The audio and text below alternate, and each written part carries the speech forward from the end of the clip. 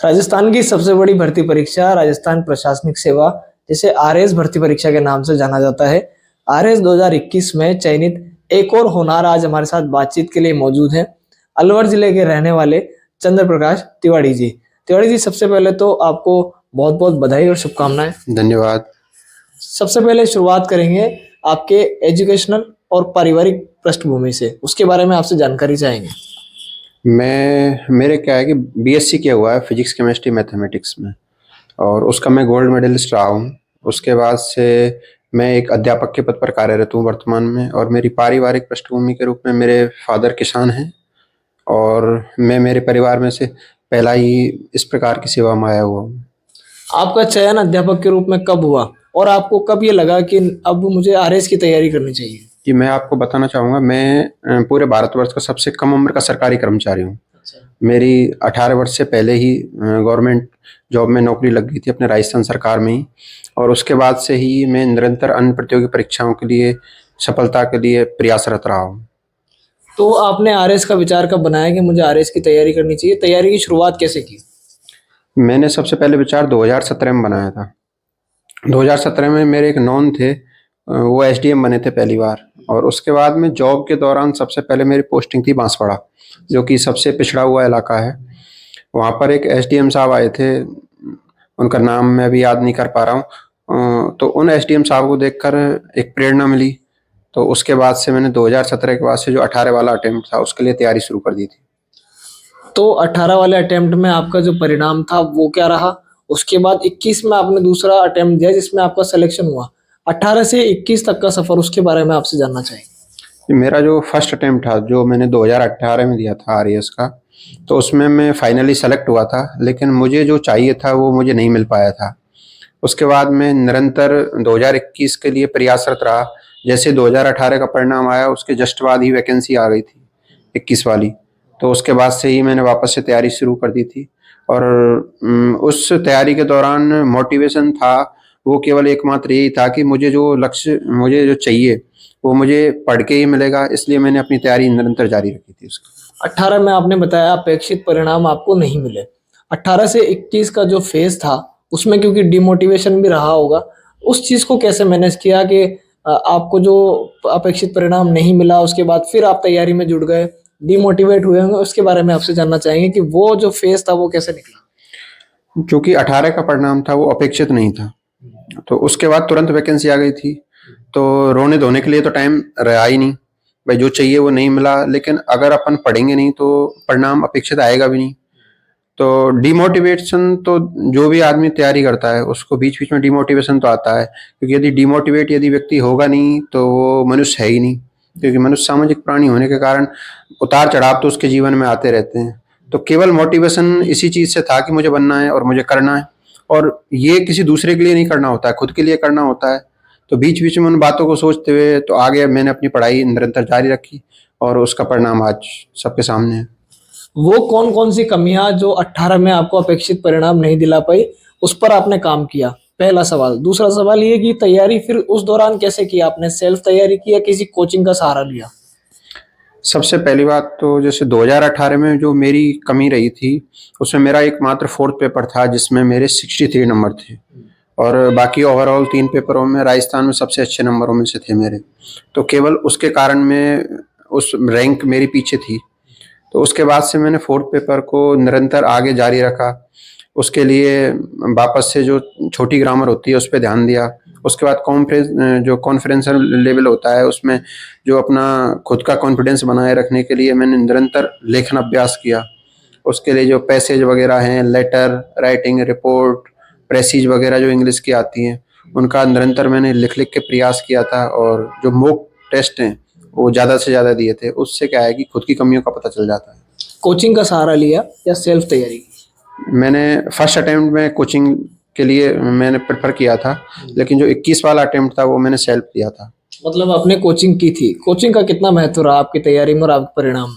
तो वैसे तो जो सिविल सर्विसेज होती हैं ये समय मांगती हैं। इसमें मतलब सेल्फ पढ़ाई करनी होती है, वो ज़्यादा इम्पोर्टेंट होती है, लेकिन कोचिंग करने से किसी भी चीज़ को जल्दी हासिल किया जा सकता है। तो और एक सिस्टमेटिक वे से पढ़ाई चलने लग जाती है कोचिंग करते हैं बाकी तो कोचिंग केवल यही है कि समय की बचत करती है और पढ़ाई के दौरान निरंतरता रखती है। तो इसलिए कोचिंग यदि उपलब्ध हो तो कर लेनी चाहिए, अगर नहीं हो तो अभी खुद के प्रयास जारी रखने चाहिए। रणनीति क्या रही, क्योंकि आरएएस की परीक्षा का सिलेबस जो है, हमने सिलेबस देखा, काफी लंबा चौड़ा, काफी बड़ा सिलेबस है। सारे आयामों को कवर करते हुए, आंसर राइटिंग करते हुए कैसे तैयारी की, आपकी रणनीति हम जानना चाहेंगे कि 2021 वाला जो अटेम्प्ट था उसमें अपनी कमियों को सुधारते हुए आपने क्या रणनीति रखी।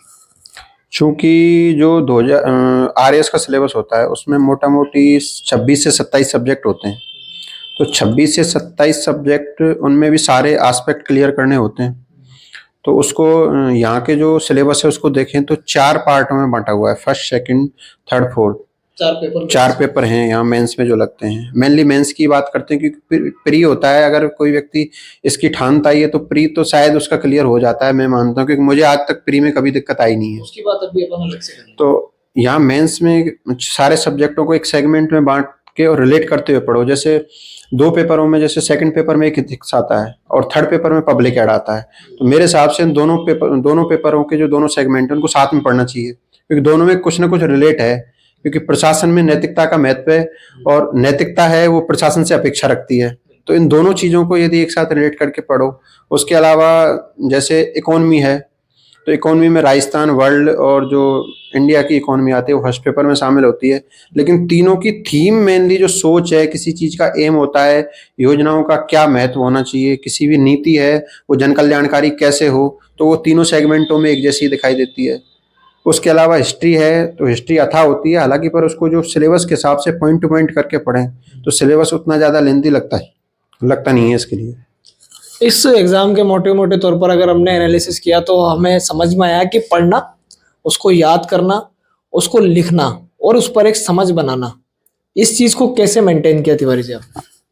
चूँकि जो एक सिविल सर्विसेज होती हैं ये पूरी एक पैकेज सर्विसेज है, तो उसमें व्यक्ति को शुरू में जैसे किसी चीज़ के बारे में जानकारी रखो सबसे पहले, तो कि उसमें क्या है वो वास्तव में, उसकी बैक हिस्ट्री क्या है, उसके फ्यूचर प्लान क्या हो सकते हैं और उसका नेक्स्ट एम क्या होना चाहिए और वर्तमान में किस किस चीज़ को क्लियर कर रही है।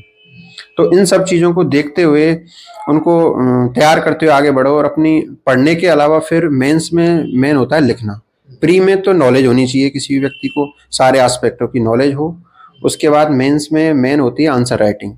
उस नॉलेज को पेपर पे उतारना होता है और पेपर पे भी उस तरीके से रिप्रेजेंट करो कि वहाँ कॉपी चेक करने वाला जो एग्जामिनर होता है वो आपको नहीं जानता कि आपको कितना ज्ञान है, केवल आपकी कॉपी है वही बोलती है।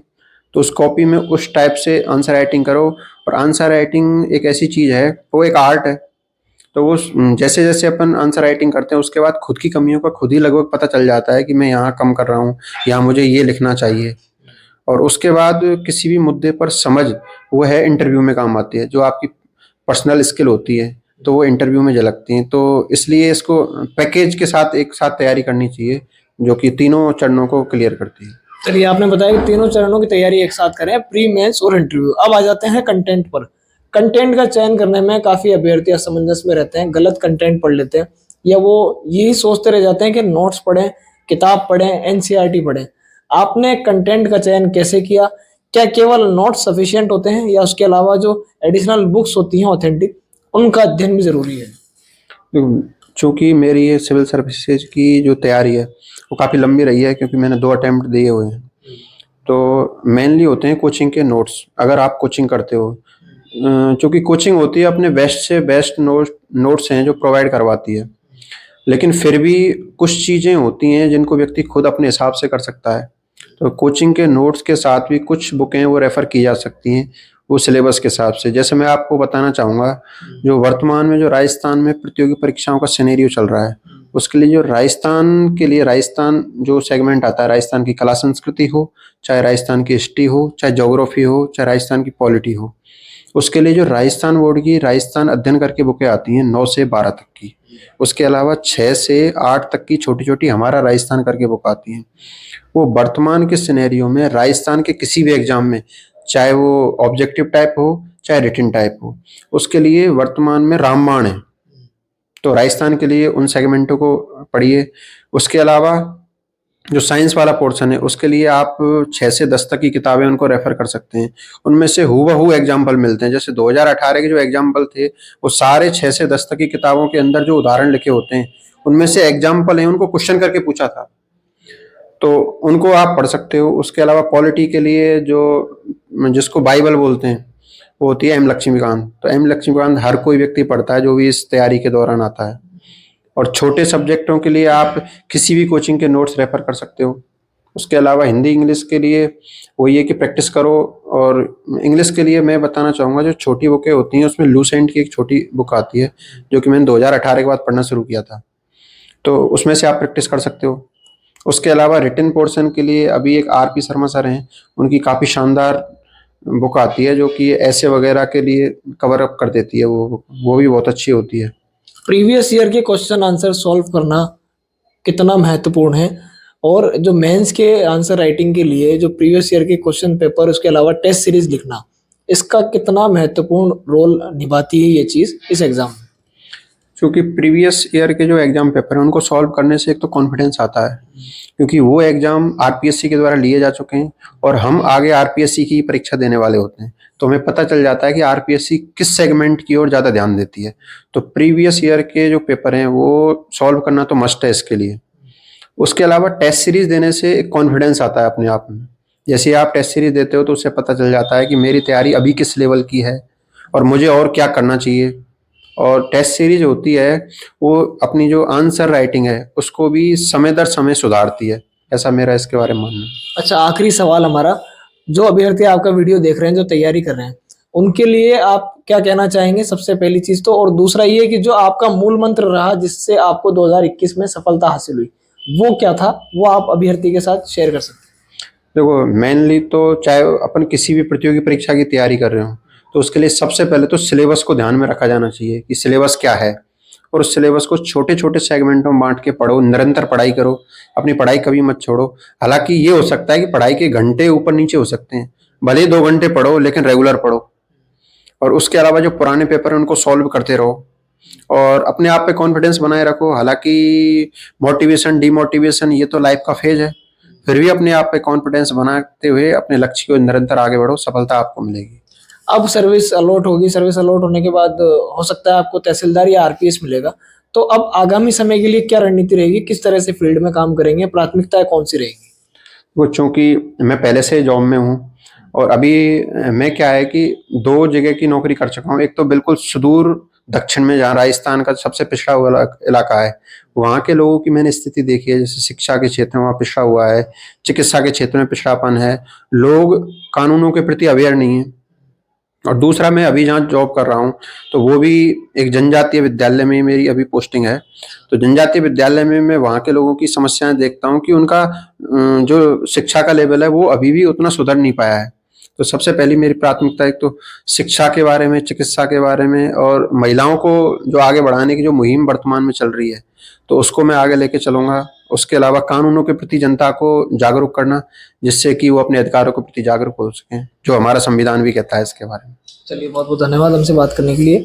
तो ये थे चंद्र प्रकाश तिवारी, जिनका आरएस 2021 में 273वीं रैंक के साथ चयन हुआ है। वर्तमान में आप शिक्षक के रूप में अपनी सेवाएं दे रहे हैं। बातचीत करने पर आपने बताया कि किस तरह से 2 अटेम्प्ट में इस एग्जाम को क्लियर किया, और जो सफलता का मूल मंत्र बताया वो ये कि आप कंसिस्टेंट रहकर तैयारी करें, और इस एग्जाम की जो डिमांड है वो ये है कि सिलेबस के अकॉर्डिंग आप कंटिन्यूटी रखें और हर एस्पेक्ट को क्लियर करते हुए चलें। आगामी समय के लिए जो आपकी रणनीति है, जो आपकी प्राथमिकता है, वो ये है कि लोगों को शिक्षा के प्रति अवेयर करेंगे, कानूनों के प्रति अवेयर करेंगे, और जहां भी आपको नियुक्त किया जाएगा वह अपने दायित्वों का पूरी शिद्दत से निर्वहन करेंगे। जयपुर से कैमरामैन नफीस खान के साथ मैं अजहरुद्दीन, जयपुर टुडे न्यूज़।